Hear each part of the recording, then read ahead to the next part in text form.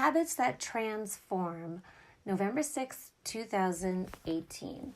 My social media newsfeed is loaded with friends forming a habit of posting daily gratitude posts, and I am loving it. The more thankfulness shared in the world, the better. This habit will transform my friends by the end of the month, and it will be amazing. If you want to start this habit but prefer a private way to keep track of your gratitude, click here for ideas on how to do that and check out some Thanksgiving thoughtful pinches while you're at it. Either way, private or broadcast, the habit of listing off reasons to be grateful changes people every day. I'm also in need of transformation, but personally, what I need to do in order to change is break a habit, not form a habit. Writing a blog on thoughtfulness has so many benefits. One benefit is self-reflection.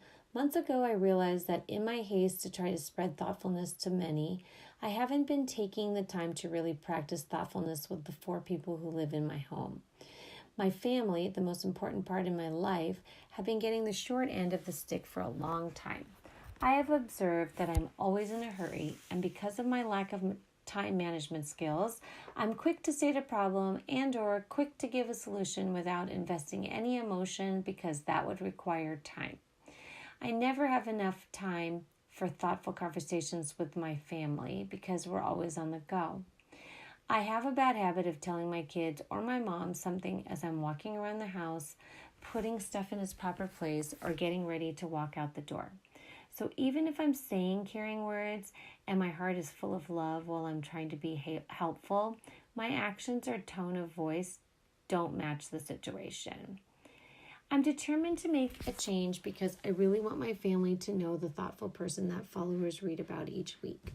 The first step in breaking a habit is awareness. It's half the battle. I have put a lot of thought into how I could break these habits. Similar to quitting smoking or gambling, it will take time, practice, and a whole lot of forgiveness. I wish kicking this habit was as easy as slow down and try to be more thoughtful. Brace yourself for TMI. However, frustrated commands and on-the-go words of wisdom have been habits of mine that began back in 2009 when I started to go through menopause. Fortunately, I only had one menopausal symptom, but unfortunately, it was a big one. I was easily overwhelmed. Shouting was a shortcut method that I used in order to get what I needed done quickly. It was scary to feel overwhelmed for any amount of time, but if things got done quicker, I was able to have some relief. Even though menopause didn't last long, it was long enough to form bad habits, which also included terse parental guidance. I'm embarrassed to say that I never tried to break these habits after all those years. Until now, I'm owning up to it. I need to change in order to get back to what is really important, family. This weekend, we started giving our kids allowances. I wrote out a list of responsibilities and privileges for each of them.